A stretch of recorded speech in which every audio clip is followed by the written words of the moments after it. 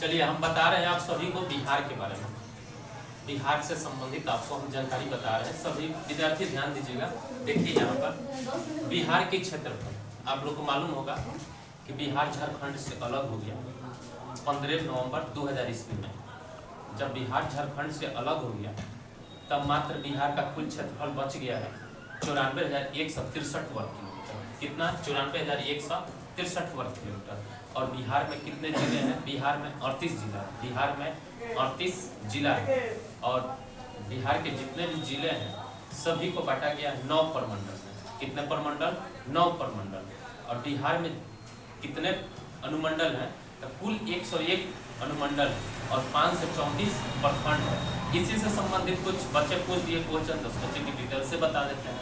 आप लोग भी ध्यानपूर्वक सुनिए और जो भी भाई बंधु हमारे इस वीडियो को देख रहे हैं कृपया कर आप तैयारी कर लीजिए। भविष्य में इसे एग्जाम में हमेशा आते रहता है, चाहे वो बीपीएससी हो, चाहे बिहार पुलिस हो, चाहे बिहार दरोगा का परीक्षा हो, चाहे किसी प्रकार का कोई भी बिहार से संबंधित एग्जाम होता है तो यहाँ से प्रश्न जरूर उठता है। देखिए एक छोटा सा पॉइंट लेकर आप लोग के सामने हम बताने जा रहे हैं, ध्यान दीजिएगा। बिहार की कुल क्षेत्रफल है 94,163 वर्ग किलोमीटर और बिहार में जिला की संख्या है 38 और प्रमंडल की संख्या है 9। जो अनुमंडल की संख्या है 101 और प्रखंड की संख्या है 534। याद रहेगा आप लोग को। 38 वो जिला है, एक प्रमंडल है, एक अनुमंडल है, एक प्रखंड है। फिर आगे बढ़ते हैं। बिहार द्विसदात्मक यहाँ पर चुनाव होता है। बिहार में विधानसभा की कुल सीट 243 है। बिहार में विधानसभा की कुल सीट कितना है? 243 है। विधानसभा सरकार बनाने के लिए 122 विधायकों का समर्थन होना चाहिए, जिसको हम लोग एमएलए कहते हैं। क्या कहते हैं? एमएलए। अब कितना स्टूडेंट को मालूम नहीं है कि एमएलए का फुल फॉर्म क्या होता है? आप समझिए, एमएलए का फुल फॉर्म होता है मेंबर ऑफ लेजिस्लेटिव असेंबली। एक एमएलसी भी होता है, वो भी हम आपको बता रहे हैं। बिहार में विधानसभा की कुल सीट कितना है? 243। सरकार बनाने के लिए 122 प्लस चाहिए। हम लोग किस विधानसभा में है? तरैया विधानसभा में है, जो कि इसका नंबर 116 है। और विधायक का कार्यकाल कितना होता है? 5 वर्ष होता है। एक विधायक यानी एमएलए का कार्यकाल कितना होता है? तो 5 वर्ष। लेकिन विधायक बनने के लिए कितना उम्र होना चाहिए? तो 25 वर्ष होना चाहिए। कम से कम कितना? 25 वर्ष होना चाहिए। अब चर्चा करते हैं विधान परिषद की। विधान परिषद कुल सीट कितना है बिहार में? तो 75 वोट।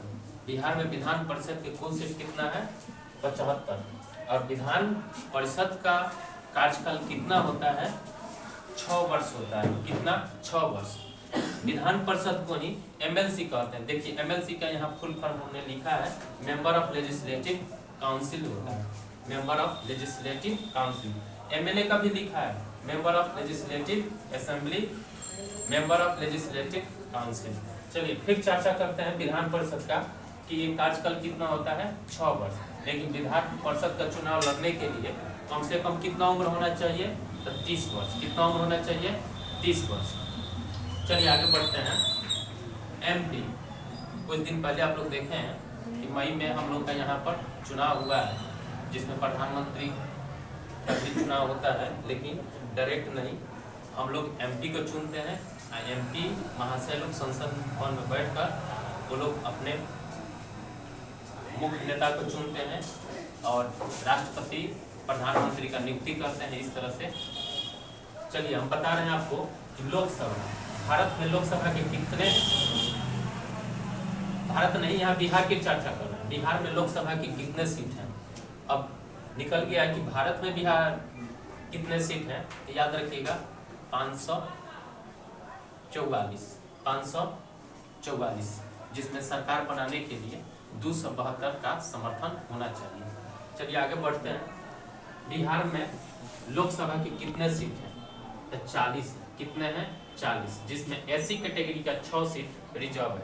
और लोकसभा का कार्यकाल कितना होता है? 5 वर्ष। और लोकसभा का चुनाव लड़ने के लिए भी उम्र होना चाहिए कम से कम 25। कितना? 25। राज्यसभा का कितने सीट है बिहार में? तो 16। याद रखिएगा बिहार में राज्यसभा की कुल कितने सीट हैं? 16। और राज्यसभा की कार्यकाल कितना होता है? तो मात्र 6 वर्ष होता है।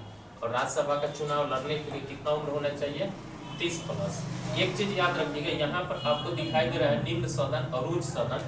तो याद रखिएगा लोकसभा को निम्न सदन कहते हैं, जो कि प्रत्येक 5 साल पर भंग हो जाता है या बीच में भी भंग हो सकता है, लेकिन राज्यसभा कभी भंग नहीं होता है। और राज्यसभा को उच्च सदन कहते हैं, राज्यसभा को उच्च सदन कहते हैं, याद रखिएगा। ये कभी भंग नहीं होता है, प्रत्येक 2 वर्ष पर 2/3 सदस्यों का चुनाव होते रहता है। चलिए अब आगे हम चर्चा करते हैं पंचायत स्तर पर।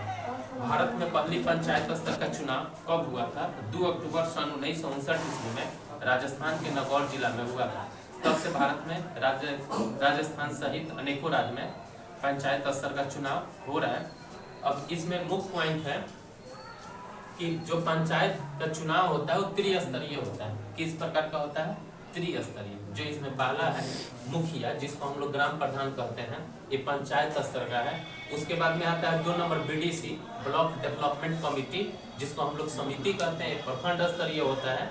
उसके बाद में जिला परिषद, ये जिला स्तर का होता है, यही होता है त्रिस्तरीय। इसके बाद में इसमें बहुत सा चुनाव होता है, सरपंच का भी, पंच का भी, वार्ड का। देखिए यहाँ पर 5 वर्ष आपको दिखाई दे रहा है, ये 5 वर्ष क्या है? मुखिया जी का हो, बीडीसी का हो, जिला परिषद का हो, सरपंच का हो, पंच का हो, वार्ड का हो, चाहे वो उप सरपंच हो, चाहे उप मुखिया हो, इन सभी लोग का कार्यकाल कितने समय का होता है? तो 5 वर्षों का होता है। यही चीज यहाँ पर हम लिखे हैं। लेकिन सबसे अधिक ये पॉइंट है सभी विद्यार्थियों के लिए कि एमएलए, एमएलसी, एमपी क्या है, ये सब का फुल फॉर्म ऑलरेडी यहाँ लिखे हुए हैं। आप लोग यहाँ से देखकर बिल्कुल समझ सकते हो, सीख सकते हो। एमएलए का फुल फॉर्म क्या होता है? Member of legislative assembly, member of legislative assembly. फिर दूसरा पॉइंट है यहाँ पे कि एमएलसी का फुल फॉर्म क्या होता है? Member of legislative council, member of legislative council. फिर यहाँ पर पॉइंट आता है कि एमपी का फुल फॉर्म क्या होता है? तो member of parliament, member of parliament. इसी को हम लोग कहते हैं संसद का सदस्य, संसद का सदस्य। और अंतिम में एक चीज और बताएंगे कि भारत के प्रथम व्यक्ति कौन होते हैं? कितना स्टूडेंट पूछते रहते हैं, तो याद रखिएगा भारत के प्रथम व्यक्ति भारत के राष्ट्रपति होते हैं। चाहे उस पद पर कोई भी व्यक्ति बैठे रहें, जो माननीय राष्ट्रपति होते हैं वो भारत के प्रथम व्यक्ति होते हैं, और प्रधानमंत्री होते हैं वो दूसरे व्यक्ति होते हैं। और इससे संबंधित बहुत सा पॉइंट है, आगे हम लेकर आएंगे।